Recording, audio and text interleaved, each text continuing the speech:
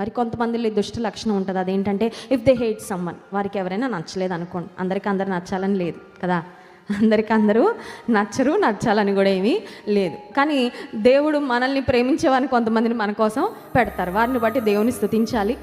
శత్రువులను చూసి కృంగిపోక్కర్లేదు. దేవుడు మనల్ని ప్రేమించేవారిని, మనల్ని అర్థం చేసుకునే వారిని, మనల్ని మరి అప్రిషియేట్ చేసేవారిని మన జీవితంలో ఎవరిని పెట్టారో వారిని బట్టి దేవుని స్తుతిస్తూ ముందుకి వెళ్ళిపోతుంటారు. కొంతమందిలో ఉండే దుర్బుద్ధి ఏంటంటే వారికి ఎవరైనా నచ్చలేదు అనుకోండి, వారు ఎవరికీ నచ్చకుండా చేయాలని ఒక కంకణం కట్టేసుకుంటారు. అర్థమైందండి?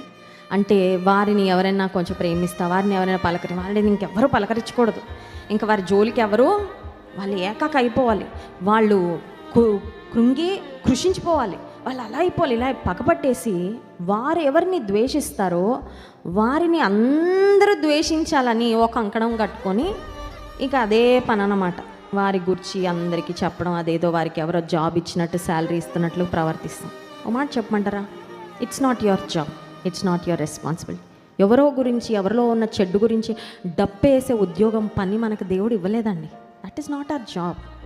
నువ్వు ఒకరిని ద్వేషించి ఒకవేళ నీకు వారు కీడు చేసి ఉండొచ్చేమో, వారు నువ్వు ఏకాకిం చేస్తున్నావు అంటే రేపు పొద్దున్న నువ్వు వారికి ఏం చేసావు నీకు అదే జరుగుతుంది. ఎందుకంటే నువ్వు ఏ విత్తనాన్ని విత్తుతావో అదే పంటకు వస్తావు. ఒకవేళ ఎవరైనా చెడ్డవారు, నిజంగా నష్టాన్ని కలిగించేవారు ఉంటే వారి గురించి ఒక మాట హెచ్చరించడంలో తప్పు లేదండి. పలానా వారు మోసం చేస్తారండి, పలానా వారు అలా కొంచెం మీరు జాగ్రత్త పడండి అని చెప్పడం తప్పులేదు. కానీ ఉన్నవి లేనివన్నీ సృష్టించి కల్పించి ఎదుటి వారిని మరి వారికి ఉన్న మంచి పేరును, వారికి ఉన్న రెప్యుటేషన్ను డ్యామేజ్ చేయాలని కొంతమంది ప్రయత్నం చేస్తాం. కానీ దేవుని బిడ్డల యొక్క లక్షణం ఏంటంటే, నేను దేవుని స్తుతిస్తాను, నేను దేవుని ఘనపరుస్తాను, నాతో ఉన్నవారు కూడా దేవుని ఘనపరిచేలా నేను ప్రోత్సహిస్తాను. స్తోత్రం చెప్తాం. హల్లెలూయా. When was